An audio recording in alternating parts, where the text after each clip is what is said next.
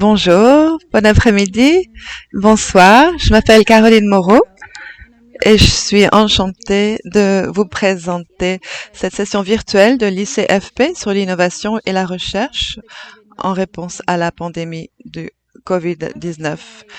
Nous sommes réunis aujourd'hui en des temps difficiles, tandis la deuxième vague de COVID-19 ravage le monde, apportant des deuils et la peur à travers les familles. Et c'est là que notre travail comme chercheurs, praticiens et promoteurs de la santé publique est plus pertinent que jamais, tandis que nous tentons de comprendre la réponse et l'impact de la pandémie qui ont été cette réponse et l'impact de la pandémie ont été vraiment extrêmement variés tout autour du monde. Chaque présentation aujourd'hui va présenter et démontrer une réponse innovative pour tenter, pour voir, étudier, essayer de voir l'impact de COVID-19 sur la santé sexuelle et génétique.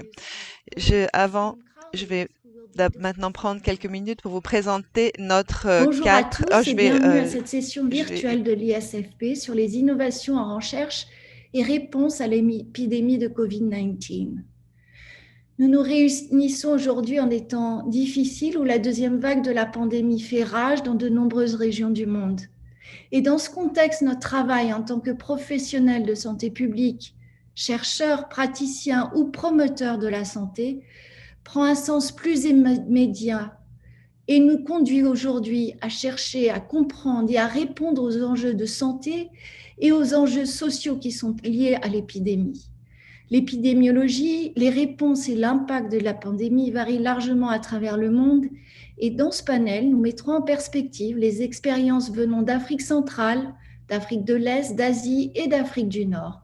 Chaque expert présentera une recherche innovante qui permettra de comprendre les différents impacts de l'épidémie sur les pratiques en matière de planning familial et sur la santé reproductive. La première sera la docteure Kangwana. La docteure Kangwana va parler des effets de COVID-19 sur la santé sexuelle et génétique et des droits des adolescents au Kenya. Dr Kangwana est une épidémiologiste qui travaille depuis plusieurs années dans la recherche en santé publique, tant dans les pays en développement que dans les pays développés. Et elle travaille actuellement en tant que responsable de programme senior au Population Council au Kenya. Et elle est le chercheur principal d'une étude visant à tester comment améliorer l'accès aux services communautaires de santé mentale pour les adolescents des zones urbaines informelles au Kenya. Elle est également co-chercheuse d'autres études évaluant les moyens d'améliorer la santé et le bien-être des adolescents dans les pays en développement. Avant de rejoindre le conseil, le docteur Kangwana a travaillé comme chercheur associé à l'Imperial College de Londres, au Centre for Infection Prevention and Management et au Medical Research Institute du Kenya, KEMRI, au Wellcome Trust Research Program. Elle est titulaire d'un doctorat en épidémiologie de la santé publique de l'Open University en collaboration avec le programme de recherche KEMRI Wellcome Trust, ainsi que d'un master en sciences de la santé mondiale de l'Université d'Oxford et un master en pharmacie de l'Université de Londres. Et c'est aussi un membre de la Société pharmaceutique de Grande-Bretagne. Notre deuxième présentateur, le docteur Jean-Lambert Chalachala, présentera sur les innovations mises en place par les organisations en RDC pour pallier aux difficultés d'accès à la planification familiale. Le docteur Jean Lambert est docteur en médecine à l'université de Kisangani en RDC.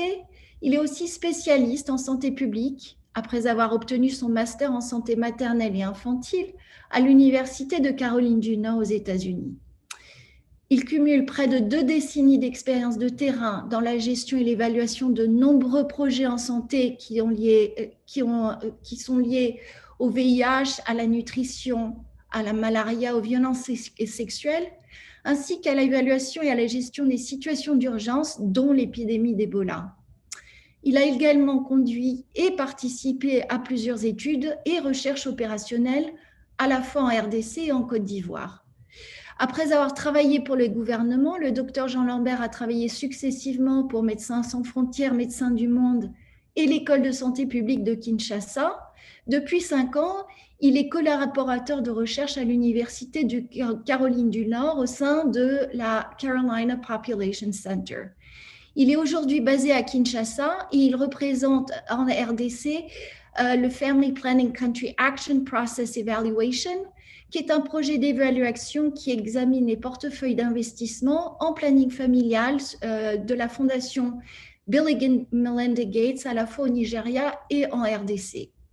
En tant que Rotary Peace Fellow, le Dr Jean Lambert est un ambassadeur de la paix et il est impliqué dans de nombreuses initiatives de résolution de conflits et de promotion de la paix entre communautés en RDC. Je vais maintenant vous parler de notre troisième ambassadrice, la docteure Laura Lindberg, qui va nous aider à comprendre l'impact de COVID-19 sur la santé sexuelle et génétique aux États-Unis. Dr. Lindberg est une chercheuse principale à l'Institut Guttmacher et elle se concentre sur la mesure des tendances, des déterminants et des conséquences de la santé sexuelle et reproductive de la population des États-Unis, en particulier chez les adolescents. Et elle travaille à l'amélioration de la qualité des données d'enquête sur les comportements sexuels et reproductifs. Au cours de sa carrière, elle a mené des recherches liées aux politiques sur les comportements sexuels des adolescents, l'éducation sexuelle, les services de prévention pour les adolescents, les grossesses non désirées et l'utilisation de la contraception.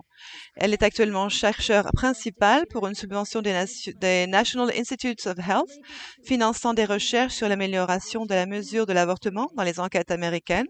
Elle dirige et contribue à la conception, à la mise en œuvre et à l'analyse de plusieurs enquêtes, dont une enquête nationale visant à évaluer l'impact de la pandémie COVID-19 sur les préférences des femmes en matière de fertilité et sur l'accès aux soins de santé sexuelle et reproductive.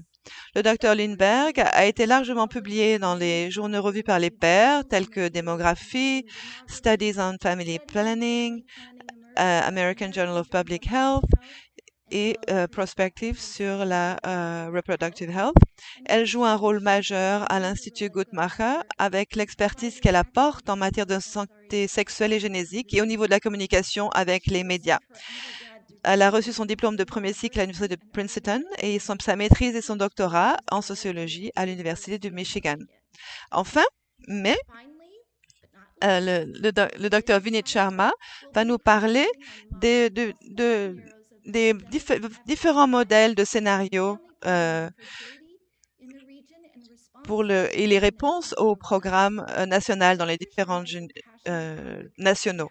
Dr Sharma est un défenseur passionné de la santé des femmes, des jeunes et des populations défavorisées. C'est un expert très respecté avec plus de 30 années d'expérience technique dans des environnements multiculturels, conduisant des équipes au sein d'agences des Nations Unies et d'institutions académiques et de recherche. Parmi ses compétences principales figurent ses qualités de dirigeant, ses qualités en matière de politique, de défense, de programmes basés sur les droits, la communication stratégique, l'établissement de partenariats stratégiques et la gestion des ressources.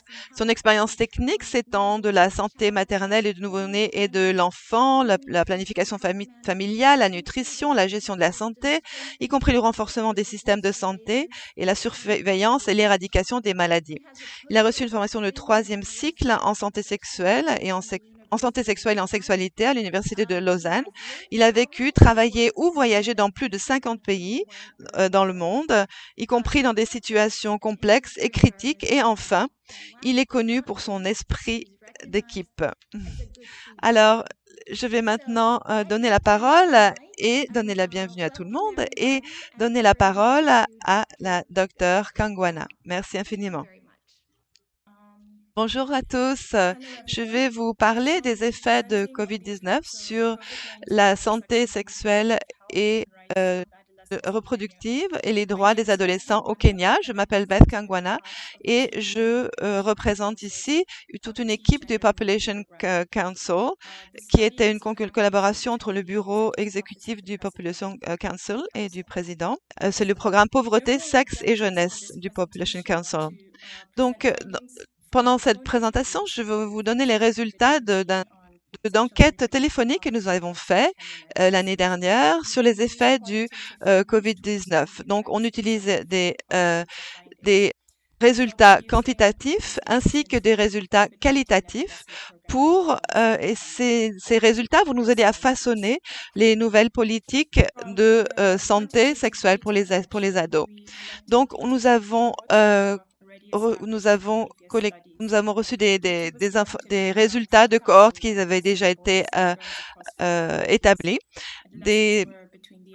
Environ 4000 adolescents de 4 comtés différents du Kenya. Donc, les régions que nous avons étudiées figurent entre autres le comté de Wajir.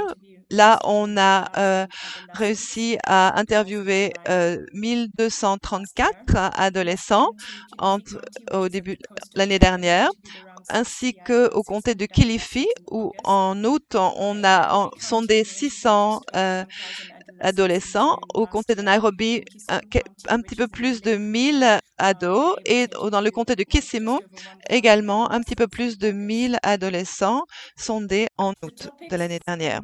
Donc, les sujets pour la collection de données quantitatives avaient à voir avec les connaissances, les attitudes et pratiques en matière de COVID-19, ainsi que les effets du COVID-19 sur la violence, la santé, d'autres aspects de la santé et de la santé sexuelle et génésique, mais seulement chez les ados de plus de 15 ans.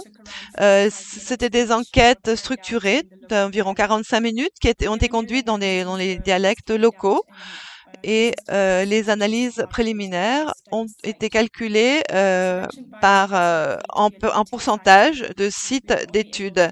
On a bien sûr seulement pu sonder les adolescents qui avaient accès à un téléphone. Mener à bien 174 enquêtes qualitatives chez des adolescents garçons et filles. Le but de ces enquêtes était de donner un peu de contexte aux résultats quantitatifs. Donc, bien sûr, on a mené ces enquêtes avec les mesures mises en place pour répondre au COVID-19. Elles ont été enregistrées avec la permission des participants et transcrites directement en anglais. On a utilisé Atlas pour l'encodage et les transcripts ont été double codés pour assurer la sécurité. En termes de résultats, on va parler de l'accès aux services de santé en termes de violence, en termes de grossesse et de mariage précoce. Donc, on va commencer par parler des services aux soins de santé généraux. Donc, ce qu'on a vu, c'est qu'il y avait un peu plus de 10% de ces adolescents qui avaient tendance à ne pas recevoir les soins médicaux normaux. Les filles étaient il était un peu plus probable qu'elles n'obtiennent pas ces soins de santé. Les données nous ont montré que les adolescents étaient 2,5 fois il était plus probable que ces ados n'aient pas accès à ces soins si le chef de famille avait perdu son emploi à cause du COVID-19. Une grande partie, environ 50% des filles n'avaient pas suffisamment accès aux produits d'hygiène menstruelle et la raison du manque d'accès était surtout due au manque de ressources financières pour les acheter. Il y a aussi une crise au niveau de la sécurité de la nourriture.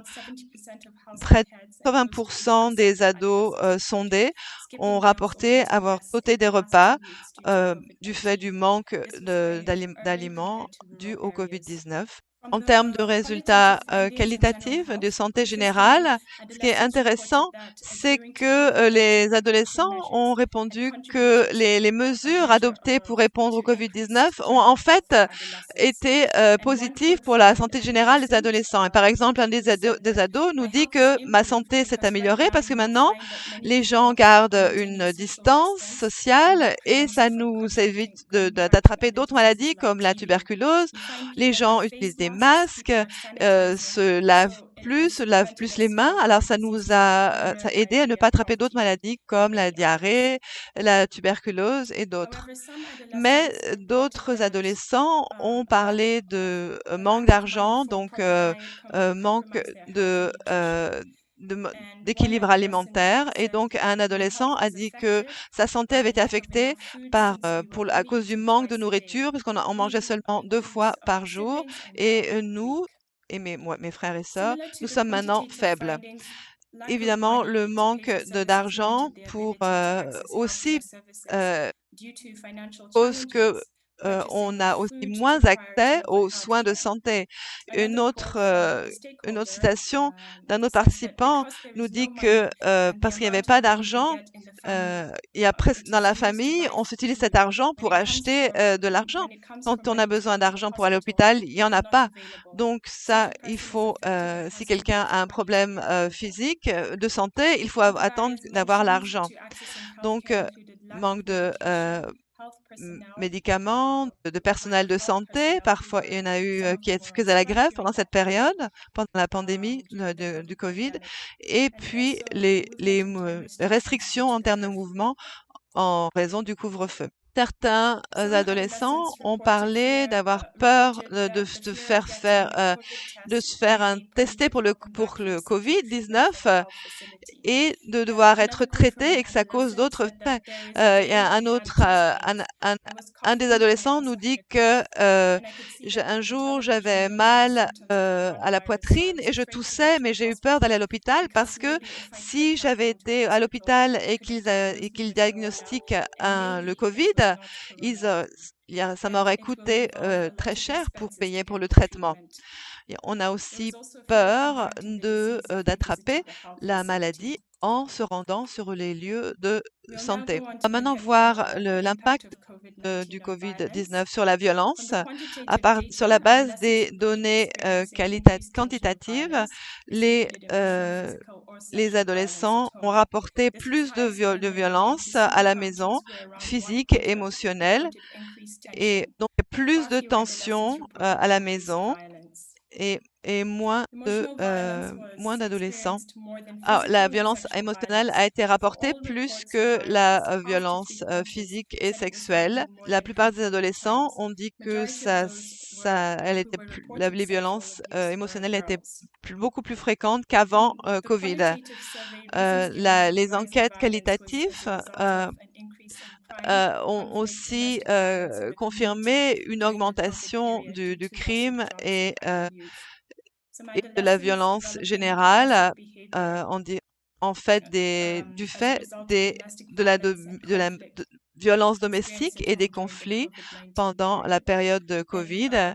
Et voici euh, une citation d'un parent qui a dit que pendant ces temps de la pandémie de Covid, beaucoup de ces, beaucoup de ces, il y a beaucoup de conflits parce qu'il n'y a pas d'argent. Alors les enfants voient les conflits et les enfants sont amers, alors ils font ressortir ça, ils voient que vous avez quelque chose, ils peuvent venir et vous voler. Si vous en parlez, ils vous tapent parce que euh, ils sont déjà en colère et la vie est tellement injuste pour eux. Donc, on a vu des taux très bas de grossesse et de mariage précoce. Moins d'1% des filles dans notre échantillon étaient enceintes ou mariées depuis le début du Covid-19. En termes de planification familiale, plus de 90% des filles adolescentes ont dit ne pas vouloir être enceintes et ne pas être actives sexuellement. Euh, Ça a rapporté aussi un usage assez faible de contraceptifs avec moins d'un tiers des adolescents. Mais on n'en a pas parlé dans le comté où c'était un sujet délicat. Donc, le mariage a aussi été exacerbé par la pandémie. Les résultats qualitatifs en termes d'impact du COVID-19 ont montré que beaucoup d'adolescents ont parlé de secte pour de l'argent ou de l'hygiène, des produits d'hygiène menstruelle qui ont été un facteur clé. La pandémie a aussi causé plus de temps libre et donc plus de temps libre entre les garçons-filles qui a eu pour résultat des grossesses. Et aussi une autre citation d'un autre adolescent à Nairobi que pendant le corona, j'y suis allée la première fois et ils m'ont dit que la méthode de planification familiale que je voulais n'était pas disponible. J'y suis retournée une deuxième fois et ils m'ont donné une option, pas celle que je voulais, mais ils n'avaient pas celle que je voulais et que je devrais donc en adopter une autre. En termes, les résultats quantitatifs ont démontré l'augmentation de la tension de la violence à la maison depuis le début de du COVID-19, ce qui pousse les filles au mariage précoce. Pour elles, c'est parfois une stratégie de soutien financier. Un commentaire d'une fille était que certaines filles se marient de leur propre gré parce qu'elles se disent comme les écoles ont été fermées pendant longtemps, pendant 6 ou 7 mois, les étudiants, les élèves allaient devoir redoubler. Et pour elles, ça allait être une perte de temps et donc ils préfèrent l'alternative qui était de se marier. Maintenant, pour regarder la mutilation génitale féminine, c'est surtout pratiqué dans le comté du Wajir, au nord-est du Kenya, et des résultats qualitatifs. On a appris que les adolescents témoignent de la pratique secrète de la MGF, alors que les parents nient son existence. Et le COVID-19 n'a pas vraiment eu d'impact sur cette pratique. Voilà la fin de ma présentation et je serai disponible pour des questions et commentaires. Alors, je commence. Mon nom est Jean Lambert Chala Chala. Donc, je travaille pour l'Université de la Caroline du Nord et je vais donc vous présenter les résumés du travail d'évaluation rapide des effets de la pandémie de COVID-19 sur le portefeuille d'investissement en planification familiale de la Fondation Bill et Melinda Gates en République démocratique du Congo. C'est un travail d'équipe que nous avons fait avec l'ensemble de l'équipe de FP Cape que je représente aujourd'hui. Prochain. Next. Yes. Voilà le plan de notre présentation. Je vais commencer par faire un aperçu du projet FP Cape et du portefeuille en planification familiale de la Fondation Gates en RDC. Ensuite, je vais présenter très rapidement la méthodologie que nous avons utilisée pour réaliser cette évaluation rapide et aussi une situation de la COVID-19 en RDC par rapport aux statistiques. Je vais présenter un échantillon de résultats qualitatifs et quantitatifs que nous avions collectés et ensuite nous allons chuter par une conclusion. Next. Voilà, next. Next, please. Voilà. Donc, objectif de FPCAP, ce projet, c'est un projet de l'Université de la Caroline du Nord, comme je l'ai dit, et qui a pour objectif d'examiner les systèmes complexes des portefeuilles d'investissement de la Fondation en RDC et au Nigeria. Et c'est là dans le but d'atteindre les objectifs que chaque pays s'est fixé en matière de taux de prévalence contraceptive moderne. Et à partir d'une théorie des changements que nous mettons en place, FP Cape génère donc des évidences pour savoir comment et pourquoi chaque mécanisme qui est mis en place peut réaliser un changement durable. Et cette analyse se passe au niveau du portefeuille. Nous nous concentrons au niveau global de tous les projets et non pas des projets individuels pour savoir les interactions et les synergies qui sont mises en place aux différents, entre tous les différents programmes pour avoir un objectif commun. Et ce travail se fait de manière prospective pour permettre aux différents projets d'avoir accès à nos résultats et de pouvoir adapter leurs activités en fonction des résultats que nous réalisons. Prochain. Next. Voilà. En République démocratique du Congo, le portefeuille d'investissement regroupe une dizaine de projets qui sont donc représentés ici en fonction de chaque domaine d'intervention. Next. Yes. Et là, nous allons vous présenter rapidement et brièvement la méthodologie que nous avions utilisée pour cette évaluation. Next. Voilà. En République démocratique du Congo, le tout premier cas de COVID-19 a été détecté le 10 mars 2020 et une semaine après, le gouvernement a été assez réactif pour mettre en place des mesures barrières, des mesures de fermeture des frontières, fermeture des écoles, des universités pour limiter la propagation de la pandémie qui avait commencé uniquement à Kinshasa. Et à partir 2 mois après, à partir du mois de juin, avec le contrôle de l'épidémie, il y a eu un début d'assouplissement des mesures de restriction, puis ces mesures ont été complètement levées à partir du mois d'août. Mais avec la deuxième vague qui a repris avec plusieurs cas positifs depuis décembre, le gouvernement a repris de nouvelles mesures de restriction ou de couvre-feu et de fermeture des écoles depuis le 15 décembre.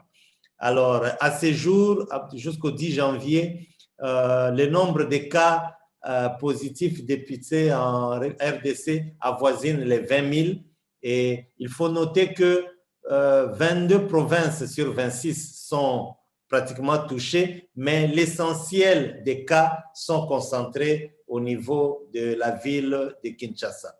Next. Voilà. Pour réaliser notre évaluation rapide, nous avons donc cherché à étudier l'impact de la COVID-19 sur le portefeuille spécifique des investissements. Et c'est là, nous avons exploré quelques indicateurs qui concernent la mise en œuvre des activités de planification familiale, l'utilisation et la distribution, ainsi que les indicateurs de rupture des stocks des méthodes de planification familiale. Next. Voilà. Nous avons donc utilisé cette approche des méthodes mixtes pour collecter des données directement à partir des bénéficiaires. Donc, nous avons mis en place un questionnaire que nous avons soumis aux différents bénéficiaires du portefeuille. Ils ont fourni des informations qualitatives et ces informations qualitatives, quelques-uns parmi eux, nous ont aussi fourni des données de services et nous avons combiné toutes ces données pour sortir des résultats qui sont plus riches et plus complètes pour permettre d'évaluer les effets possibles de la COVID-19 sur les activités qu'ils sont en train de mener. Next. Donc, il faut dire que nous avons réalisé des séries de collectes de données auprès de nos partenaires et à chaque fois, nous avions produit des rapports succincts, des brefs rapports que nous avions partagés avec les équipes du gouvernement à travers le programme national de santé de la reproduction, mais aussi nous avons partagé avec les bénéficiaires faisant partie du portefeuille PF de Gates, mais aussi nous avons partagé avec les officiers des programmes de la Fondation et les feedbacks que nous avons reçus est que les bénéficiaires ont été ravis de lire ces brefs rapports parce que cela leur permettait d'être informés sur l'impact de la pandémie sur les autres bénéficiaires et de savoir qu'est-ce que les autres bénéficiaires avaient mis en place pour répondre à la situation de la COVID-19, mais aussi les officiers de programme ont utilisé ces rapports pour des fins de planification. Voilà, nous allons dire ici un petit mot sur les résultats qualitatifs. Next. Voilà, nous avons eu un groupe d'activités qui ont été obligés d'être arrêtés à cause de la COVID-19. Donc, toutes les activités qui nécessitaient des rencontres en présentiel, des réunions, des rencontres physiques ont été interrompues pendant les temps forts de la pandémie. Mais, comme je l'ai dit avant, la plupart de ces activités ont commencé à reprendre à partir du mois d'août, mais tout en maintenant les précautions, les mesures barrières contre la COVID-19. Next. Voilà. Il y a eu quand même aussi un groupe d'activités qui ne se sont pas arrêtées et qui ont continué à avoir lieu. En général, toutes ces activités du programme qui se sont poursuivies, mais avec certains ajustements, c'est-à-dire que les activités qui pouvaient être faites par voie virtuelle se sont continuées, telles que la diffusion des messages. Il y a eu aussi la collecte et l'analyse des données des routines de planification familiale. Il n'y avait plus moyen d'envoyer les équipes descendre sur le terrain dans les formations sanitaires pour collecter les données, mais ça a commencé à se faire via des plateformes virtuelles. Les données étaient envoyées soit par WhatsApp, soit par email, et donc ces activités-là ont pu continuer comme auparavant. Next. Voilà. Et donc, les bénéficiaires faisant partie du portefeuille Gates se sont adaptés pour essayer de fournir les services tant soit peu malgré les restrictions, malgré les difficultés liées à la COVID-19. Donc, presque tous ont donc réussi à ajuster la mise en œuvre de leurs activités afin de maintenir les objectifs des projets, de maintenir les résultats de chaque programme. Bon, il faut noter qu'au-delà de l'enquête que FPCAPE a mis en place, il y a aussi deux autres projets, notamment PMA et Global Early Adolescence Survey, qui ont aussi mis en place des évaluations pour essayer de comprendre l'impact de la COVID-19 sur la mise en œuvre des activités PF, mais aussi sur les jeunes et les adolescents. Prochain. Voilà. Nous allons aussi aborder quelques résultats quantitatifs pour essayer de voir les effets de la COVID-19 sur leurs résultats. Next. Voilà. Parmi les partenaires avec qui nous avons travaillé au sein du portefeuille d'investissement, quelques-uns nous ont fourni leurs données de routine et lorsque nous analysons ces données, ça ce sont les données fournies par DKT et ces données, il faut noter que la plupart de ces données concernent la ville de Kinshasa, mais pour DKT, ça concerne 18 provinces sur les 26. Alors, il faut dire que les formations sanitaires qui sont soutenues par DKT ont connu une certaine diminution du nombre d'utilisatrices par méthode de planification familiale à partir déjà du mois de février. Mais vous voyez la ligne jaune qui est coupée là, c'est au début du confinement au mois de mars. Donc, tous les indicateurs ont eu tendance à baisser jusqu'à la fin du confinement au mois de juin, juillet. et août, lorsque les activités ont repris et les indicateurs aussi ont commencé à aller en hausse. Next. Voilà. La même chose aussi pour les données de Engender Health et les données du projet Aqual 3 de Tulane University.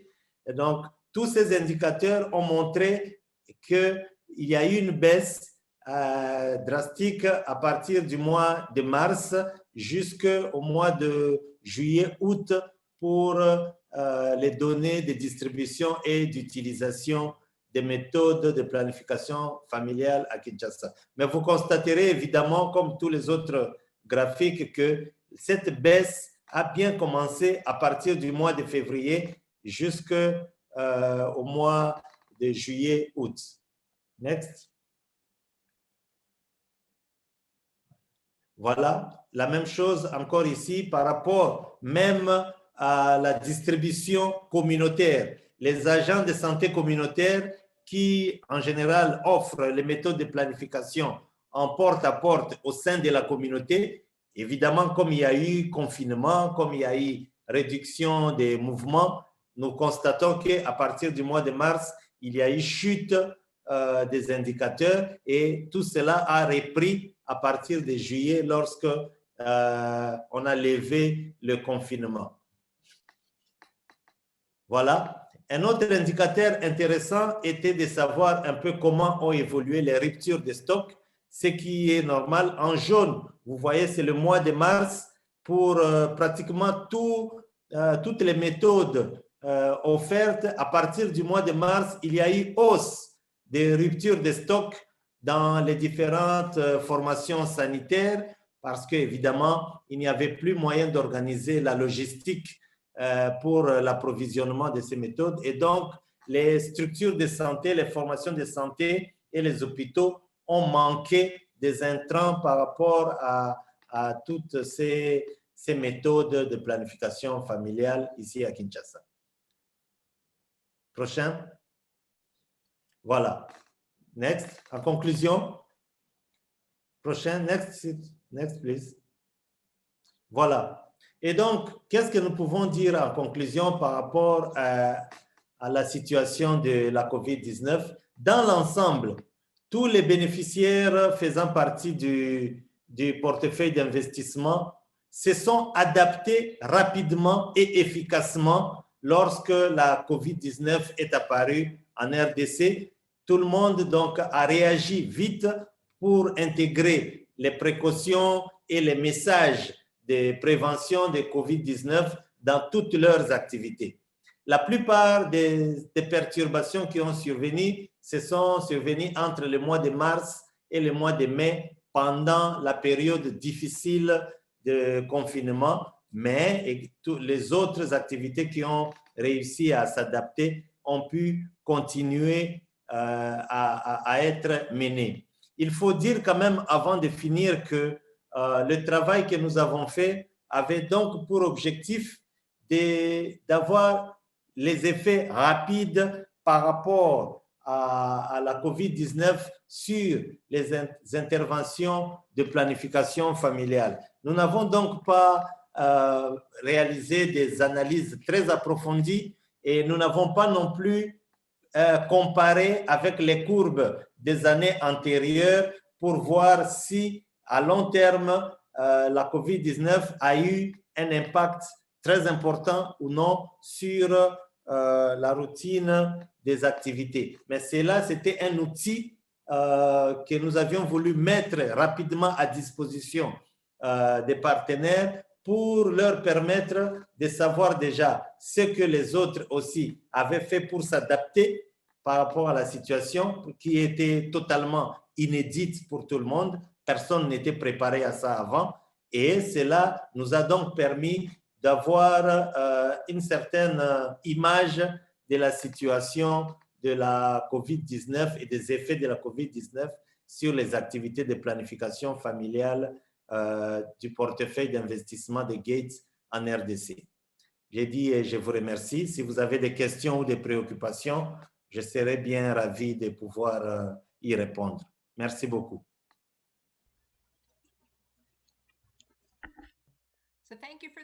Merci de me donner la chance de vous parler aujourd'hui. J'ai la chance de pouvoir vous parler des défis que nous avons rencontrés aux États-Unis avec la COVID et la santé sexuelle et génésique.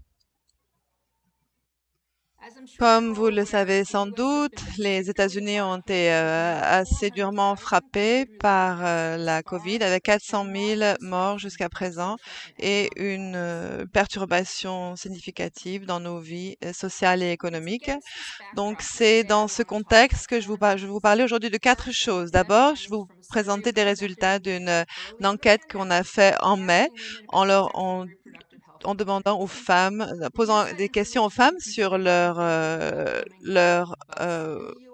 situation en termes de fécondité.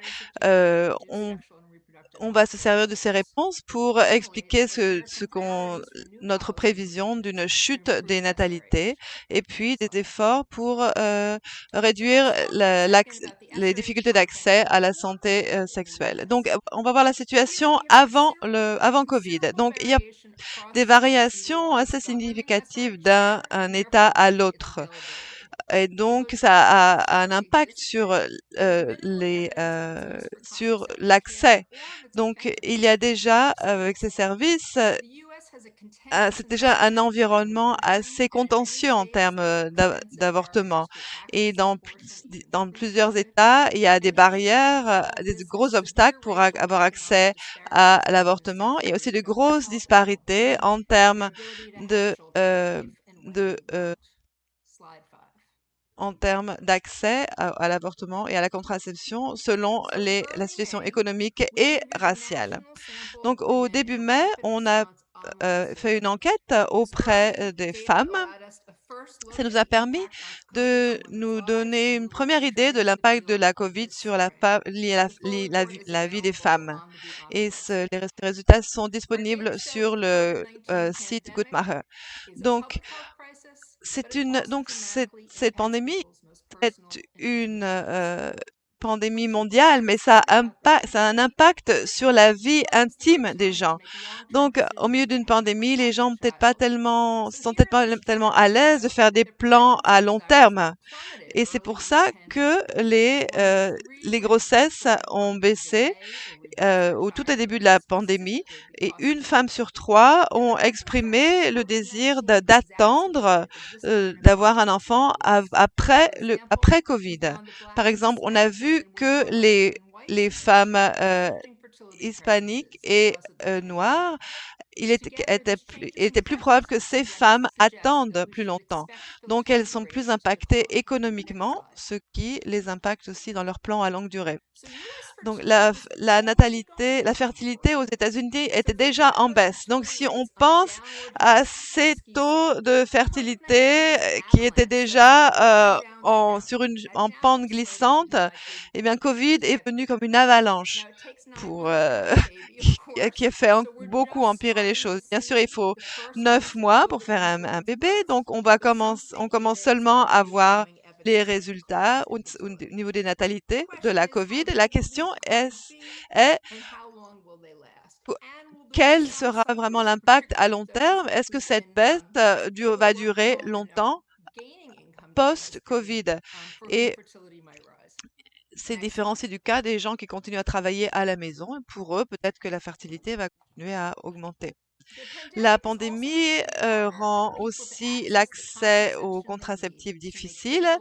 Donc, dans notre enquête nationale, un tiers des femmes ont rapporté avoir des problèmes pour accéder aux contraceptifs, aux soins de santé sexuelle, mais les prestataires de soins se sont très vite adaptés et je peux vraiment les applaudir et leur tirer mon chapeau pour toutes les innovations qu'ils ont mis en place.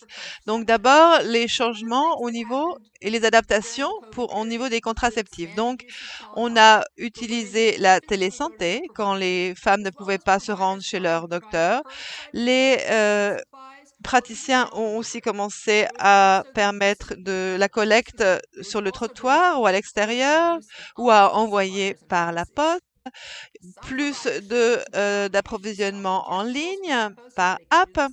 On a aussi utilisé plus de contraceptifs auto-injectables ainsi que les contraceptifs à longue durée. La question pour le futur est est-ce que ces innovations vont être maintenues quand on retournera à un environnement social et des services de santé plus normaux, disons. Maintenant, parlons des changements en termes d'accès à l'avortement. Donc, au début de la pandémie, certains États ont utilisé la pandémie pour restreindre encore l'accès à l'avortement. Ils ont essayé de dire que l'avortement n'était pas un soin essentiel.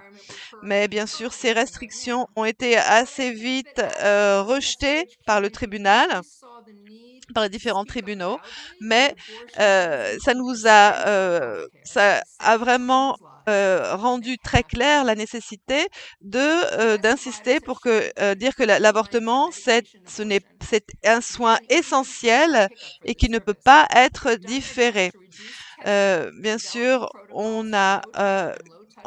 quand on procède à l'avortement, on procède à l'avortement avec un contact minimum. Et donc, on s'appuie de plus en plus sur l'avortement médicalisé. Maintenant, en termes de soins préventifs et d'IST, parce que les gens craignent de voir leur médecin face à face. Il y a eu un manque d'accès. On a aussi différé les visites et les tests et en plus, même pour les frottis cervicaux, par exemple. Et en plus, il y a eu aussi un manque d'approvisionnement pour les bâtonnets médicaux. Donc, on fait plus de télésanté et donc plus de traitements présomptifs. Donc, la question sera à nouveau, est-ce que quand les choses reviendront normales, est-ce que les gens vont se rattraper sur les soins qu'ils ont ratés, les soins préventifs? Donc, une des façons dont les femmes ont réussi à trouver des soins de santé, c'était par la télésanté. Donc, 24% de celles qui prennent la pilule font maintenant leur rendez-vous par téléphone ou pas. Donc, il y a beaucoup de défis dans la télésanté. C'est d'abord la confiance en la technologie, le manque de privacité. Par exemple, un adolescent ou une adolescente qui est à la maison avec ses parents, ou une épouse qui ne veut pas que son partenaire l'entende pendant qu'elle parle à son médecin. Aussi, pas tout le monde n'a accès à un ordinateur ou à une connexion informatique. Et donc, ça nous mène aussi aux problèmes légaux, parce que les gouvernements locaux et fédéraux ont changé beaucoup de choses au niveau des couvertures médicales, des assurances. Et aussi, il y a aussi des soins où on a besoin de voir un médecin face à face, par exemple pour un frottis cervical. Donc, comment prioriser ces soins? Donc, à mesure que nous utilisons de plus en plus la télésanté dans le futur, il y a 3 choses sur lesquelles il faut nous concentrer. L'accès, en améliorant la technologie, en améliorant les compétences informatiques, on aura plus d'accès. La qualité de la télésanté. Comment nous assurer que une visite de télésanté est aussi bonne qu'une visite en personne? Et ensuite, l'équité. Est-ce que tout le monde peut avoir accès à un service de santé de qualité? On ne veut pas que la télésanté devienne la norme pour les pauvres femmes, réservée aux pauvres femmes, n'est-ce pas? Comme vous le savez, les États-Unis auront bientôt un nouveau président qui est en faveur des soins de santé sexuelle et génésique. Donc, d'une chance que la télésanté reçoive plus de soutien. qu'il faut aussi que nous assurions d'avoir plus d'accès à l'avortement sans visite en personne. On a beaucoup d'opportunités ici de repenser et reconstruire les systèmes de santé pour les améliorer, mettre fin aux règles des silences mondiales et nationales. Ici, le manque de couverture d'assurance médicale reste un gros problème. Donc, il nous faut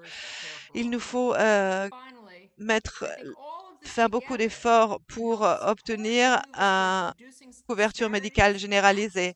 Ensuite, il faut absolument réduire les disparités pour améliorer la qualité pour tout le monde. Merci à tous. Merci de m'avoir écouté. Voici quelques liens pour retrouver plus d'informations sur les travaux de Guttmacher sur les réseaux sociaux et aussi mon adresse Twitter. Merci. Bonjour tout le monde. Ma présentation aujourd'hui porte sur l'impact de la pandémie du COVID-19 sur les questions de santé sexuelle et reproductive dans la région Asie-Pacifique. Je partagerai également quelques innovations intéressantes en matière du programme qui ont été pilotées avec succès dans de nombreux pays de la région pour surmonter les défis posés par la pandémie. Prochaine diapositive, s'il vous plaît. Pendant la pandémie du COVID-19 pose des défis sans précédent au gouvernement. Les systèmes de santé sont désormais axés sur les mesures visant à sauver des vies et les soins intensifs. Et le personnel de santé clé a été détourné pour se concentrer sur la réponse à la COVID-19.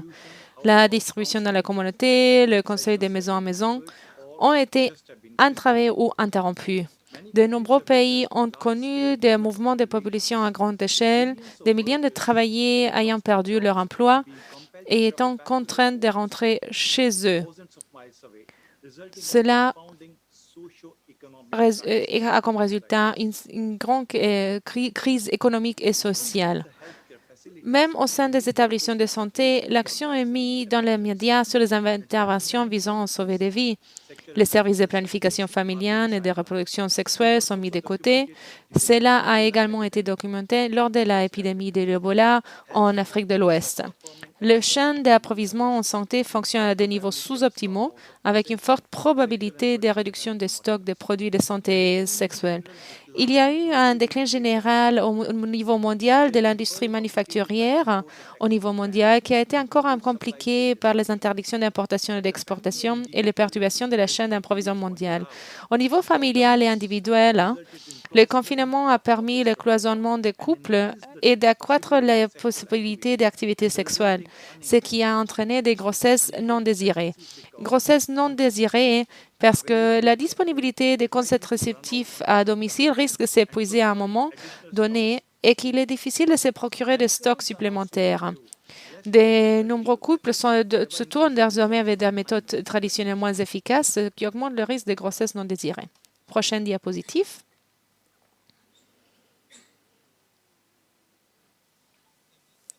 Au Bangladesh, une étude menée par le Conseil de la population auprès de plus de 950 adolescents de 3 des districts du projet a révélé que 54% d'entre elles avaient subi des coupures dans le domaine de la médecine et des soins de santé. 3% ont déclaré qu'ils n'ont pas accès aux services. Au Cambodge, une diminution du 20 à 24% des femmes en quête de services.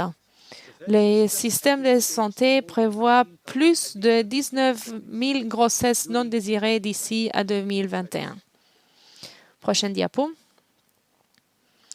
Au Pakistan, une étude menée auprès de plus de 200 personnes issues des zones aux revenus les plus faibles a montré que les femmes passent à des méthodes modernes aux méthodes traditionnelles en raison de l'indisponibilité des contraintes financières. Comme nous avons découvert avant, la pandémie a entraîné aussi l'insécurité alimentaire. Une participante a dit « Le corona ne nous tuerait pas, mais la faim le fera sûrement ». En Indonésie, plus de 900 sages-femmes exerçant à titre privé ont fermé leur cabinet en raison du manquant de l'équipe de protection individuelle, le EPI, et beaucoup d'entre elles sont mortes à cause d'une infection. Le National Family Board, comme on l'appelle en Indonésie, a estimé qu'il y aura entre 370 000 et 500 000 grossesses non désirées en plus. Voici un dispositif de notre organisation partenaire qui a analysé des données de mai 2019 de mars au mai 2019 et 2020. Et vous pouvez voir ici une réduction d'entre 40 à 80% qui a été constatée dans tous les services liés à la santé sexuelle et génétique. Prochaine diapositive.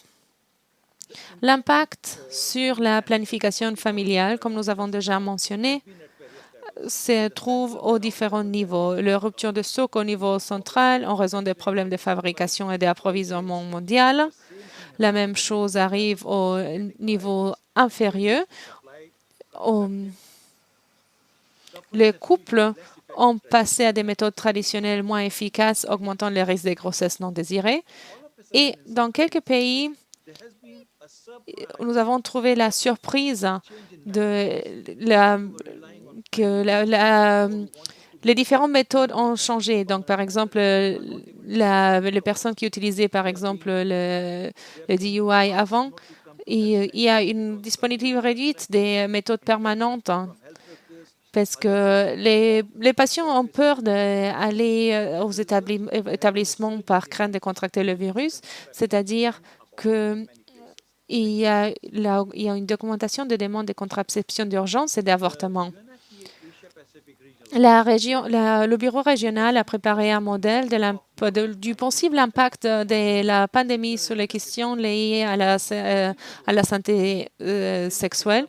Nous avons sélectionné 14 pays de la région et ces pays sont l'Afghanistan, le Bangladesh, Bhoutan, la Cambodge, Inde, l'Indonésie, Laos, Myanmar, Népal, le Pakistan, la Papouasie-Nouvelle-Guinée, les Philippines, et entre autres. Comme vous pouvez voir, l'étude a modélisé le meilleur et le pire scénario de l'impact de COVID sur la planification familiale et la mortalité maternelle.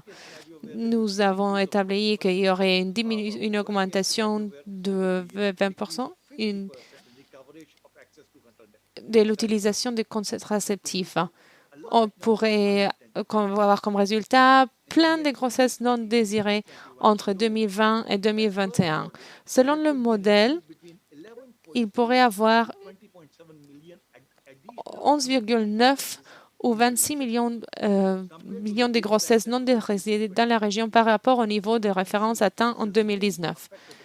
Comme vous voyez, la pandémie a réellement affecté le système de santé et la santé sexuelle et reproductive dans la région.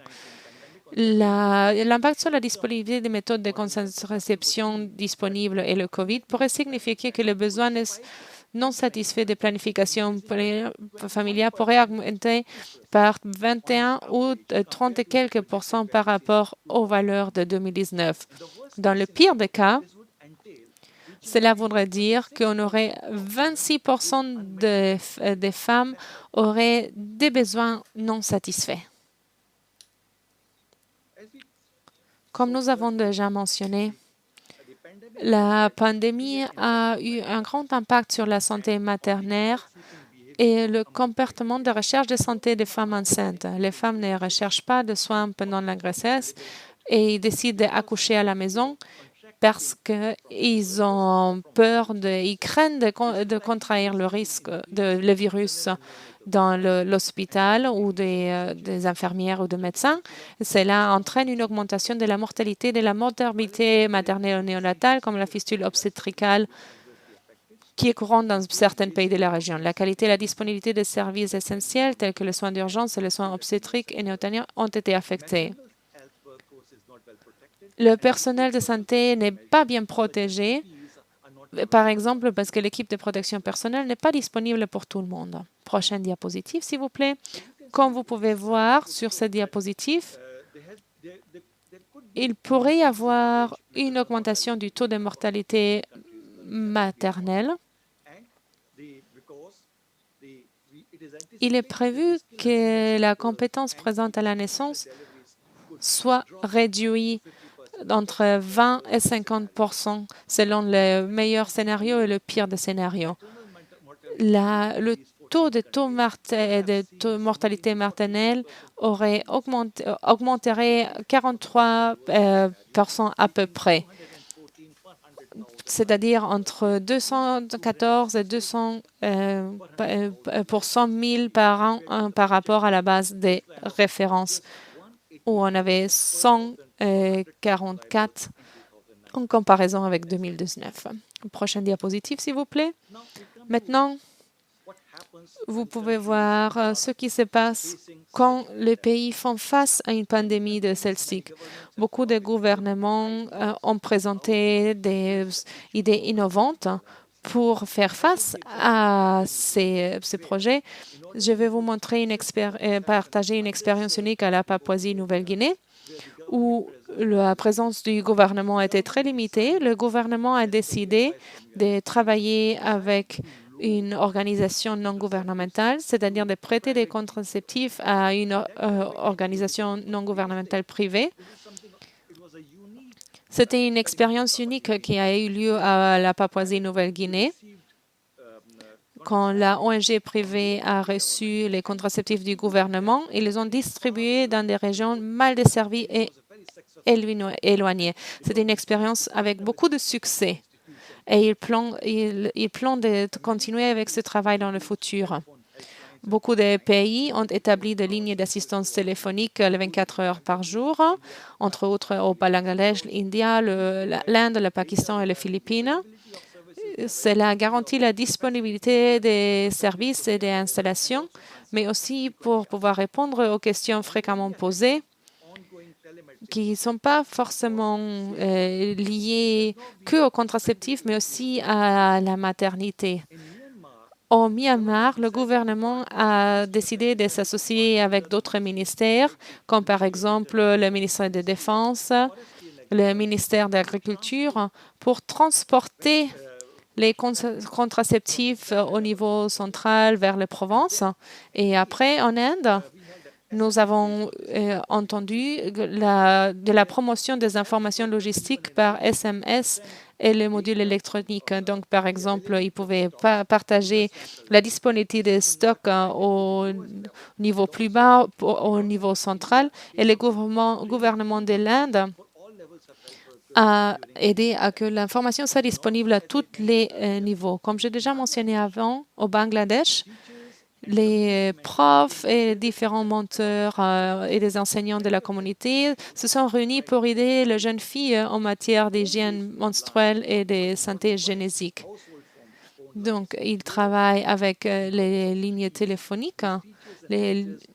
Donc, ils ont aidé aux jeunes filles à comprendre mieux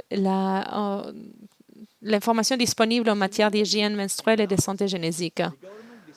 Au Laos, le gouvernement a aussi décidé de travailler avec une organisation non gouvernementale pour analyser les modes de distribution des contraceptifs, pour analyser la baisse de l'utilisation et comment le gouvernement peut soutenir l'aide. En Cambodge, le gouvernement a développé des messages de médias sociaux axés sur la planification familiale. Ce n'est pas utilisé que par les adolescents, mais aussi par les adultes. Et ils sont en train de ils vont soutenir l'évaluation de l'impact socio-économique national. Et finalement, en Indonésie, le gouvernement a fait une évaluation de l'impact socio-économique au niveau national. Le gouvernement de l'Indonésie soutient que beaucoup d'organisations doivent faire des partenariats avec des différentes organisations confessionnelles pour assurer que le COVID-19 ne compromet pas le succès d'un programme de leur pays.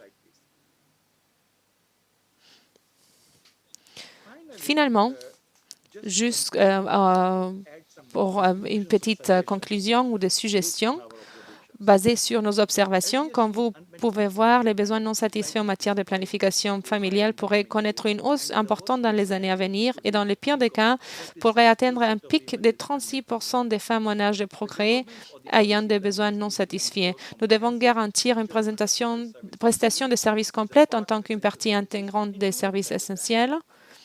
Nous devons assurer la protection des prestataires de services. Nous devons avoir plus d'investissements nationaux dans le système de la santé et améliorer la disponibilité et l'accès. L'idée d'améliorer la disponibilité des lignes téléphoniques ou des modules électroniques est toujours utilisant, mais aussi développer des différentes formations en ligne. Ce n'est pas possible d'établir des liens avec tout le monde. Nous avons besoin de partenariats avec des acteurs non traditionnels, mais aussi avec des prestataires de services privés ou par exemple des traditionnels qui travaillent dans les régions éloignées. Et peut-être même aussi avec des pharmacies privées. Aussi, le partenariat avec des différents secteurs ont beaucoup aidé. Merci beaucoup. Merci infiniment à tous nos orateurs. Maintenant, c'est le moment des questions. Donc, prenez le temps de mettre vos questions dans l'espace Q et A. Et je prendrai un moment pour les écouter. Donc, je vais regarder déjà quelques questions qui sont déjà là. Et je vais commencer par Beth Kangwana. Je vois deux questions qui ont à voir avec l'usage des contraceptifs au Kenya et une question sur l'environnement contraceptif avant la pandémie. Est-ce que vous pouvez nous parler un petit peu des types de méthodes qui sont le plus utilisées au Kenya? Merci pour vos questions. Alors, à partir de mes données, ce qu'on a vu, c'est que il y a il y a eu un usage, une baisse de l'emploi des contraceptifs. Et donc, on sait ça à fait de la baisse des visites aux sites où on a accès aux contraceptifs, parce que les gens avaient peur d'aller dans ces endroits à cause de la COVID.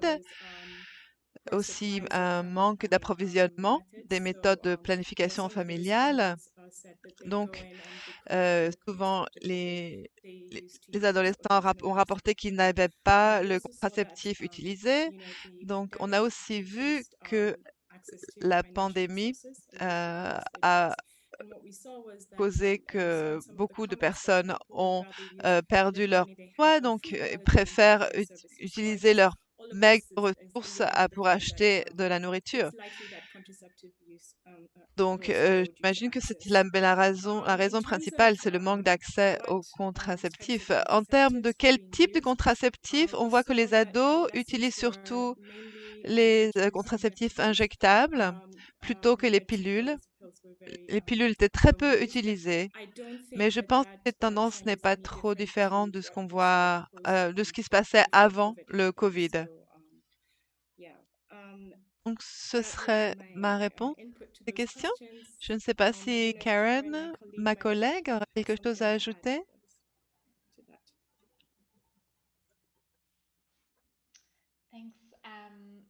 Non, juste une chose intéressante qui est aussi dans les données, c'est que, en fait, en particulier auprès des adolescents, à cause des mesures de confinement, il était moins probable qu'ils passent du temps avec leurs partenaires, et donc ça peut avoir modifié leur motivation aussi.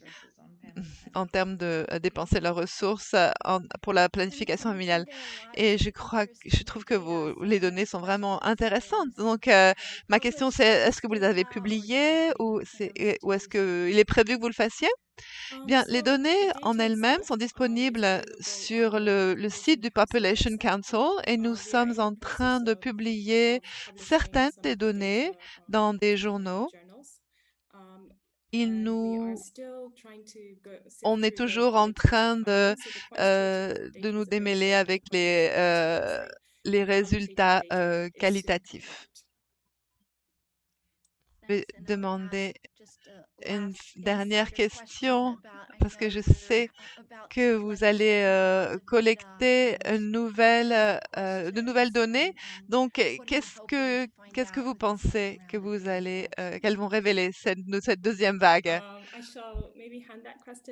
Mais peut-être que je vais laisser Karen répondre à cette question. Bien sûr. On vient justement de commencer la collecte des données aujourd'hui même. C'est pour ça que nous sommes un petit peu fatigués, Beth et moi. Donc maintenant que ça fait presque un an depuis le début de la pandémie, donc on va commencer à avoir plus d'informations sur les grossesses, sur les inscriptions à l'école, les mariages précoces. Je ne sais pas, c'est peut-être quelque chose qui ne s'est pas révélé dans les premières données, dans les premiers mois. Merci infiniment. Et maintenant, je vais parler à Monsieur Jean Lambert. Il y a quelques questions qui portent sur, bien Lambert, sûr, there are a few questions that have to do with a decline in health services. And why did that decline started in February, and are there any other factors that may contribute to this decline with the restriction? Oui, merci beaucoup pour cette question. Effectivement, nous avons nous-mêmes été surpris de constater que la plupart des données ont montré que les déclins ont commencé en février, bien avant le début de la COVID et puis le début du confinement. Mais cela nous a aussi attisé un peu notre curiosité pour voir comment s'est comportée la courbe durant les années antérieures. Mais bon, effectivement, nous n'avons pas eu le temps matériel de pouvoir faire des analyses comparatives et comparer avec les résultats, les courbes des années antérieures, puisque, comme je l'ai dit dans la présentation, l'un de nos objectifs, c'était de mettre rapidement à disposition des partenaires du portefeuille d'investissement de la Fondation Bill et Melinda Gates, quels étaient les effets immédiats sur leurs activités et surtout comment chacun des partenaires était en train de réagir à cette situation nouvelle pour pouvoir maintenir un certain nombre d'activités sur terrain et aussi partager rapidement avec les autres partenaires ce que les uns et les autres faisaient parce qu'on pouvait toujours tirer des leçons et adapter ses propres activités. Et donc, de manière régulière, après chaque 2 mois, on collectait de nouvelles données pour faire la mise à jour des mesures qui étaient mises en place, de comment les activités étaient menées, qu'est-ce qui était arrêté, qu'est-ce qui était adapté pour continuer à être fourni comme service.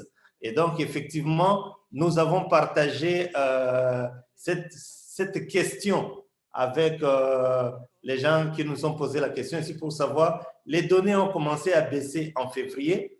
Probablement, je m'avance, je n'ai pas des éléments scientifiques tout de suite pour le prouver, mais bon, c'est la période qui suit les fêtes de fin de l'année. Probablement, il y a des soucis d'approvisionnement en produits contraceptifs autour de la fin de l'année. Mais bon, ça peut s'expliquer aussi par rapport à ça. Et comme j'ai dit, peut-être aussi que la situation de la COVID est venue juste s'ajouter sur une situation qui était déjà naturellement en déclin, ce qui n'est pas impossible, mais nous continuons nos analyses pour essayer de comprendre globalement comment expliquer ces courbes, surtout, comme je l'ai dit, en comparant avec les courbes des années antérieures. Merci beaucoup. Je vais passer la parole au docteur Sharma.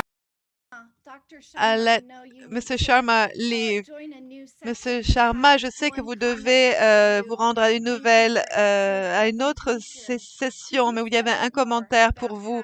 Est-ce que vous pouvez nous parler un petit peu plus de comment les hauts et les bas des besoins non satisfaits? Donc, il y a un certain nombre de problèmes étaient révélés par ce modèle. Donc, c'était basé sur quel était le besoin non satisfait en termes de contraceptifs.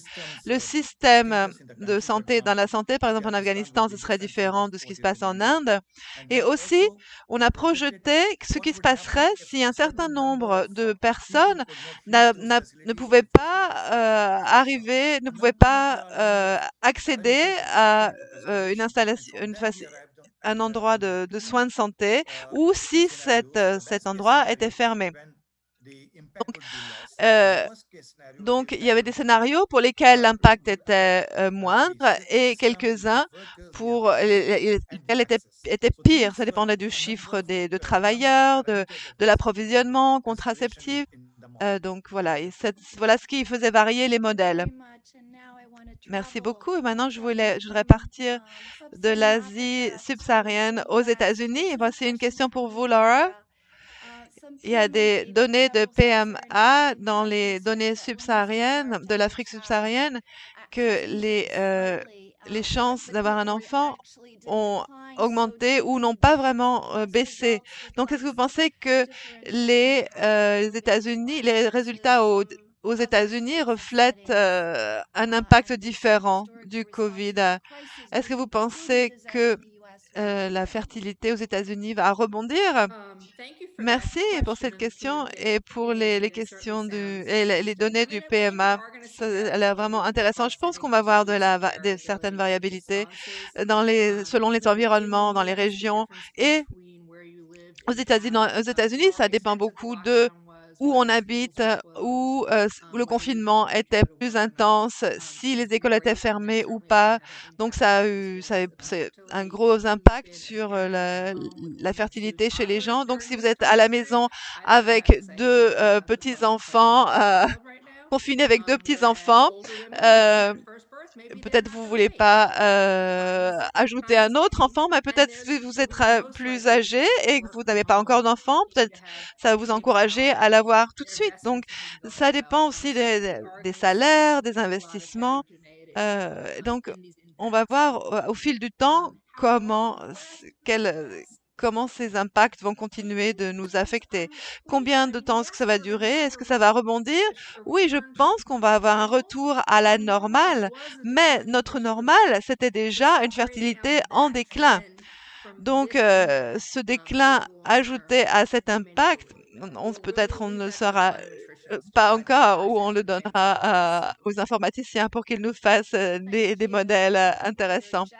Et je crois qu'il est juste l'heure, et donc on va applaudir tous nos orateurs, tous nos présentateurs. Il y a beaucoup d'autres questions dans la boîte du chat, donc j'espère que tout le monde aura la chance et l'occasion de lire vos publications.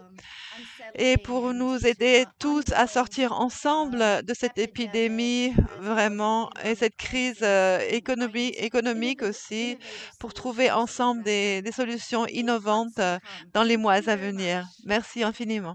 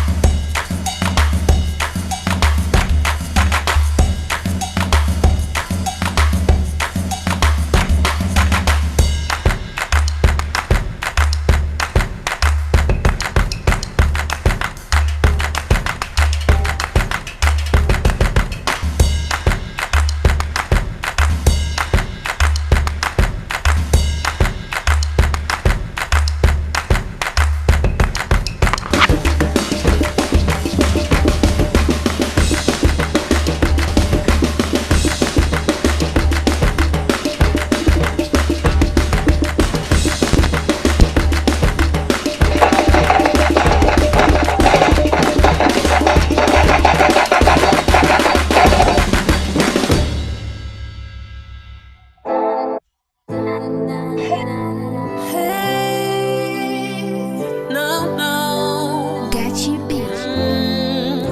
We are the stars, the bright and morning stars, with the power to be seen across the world.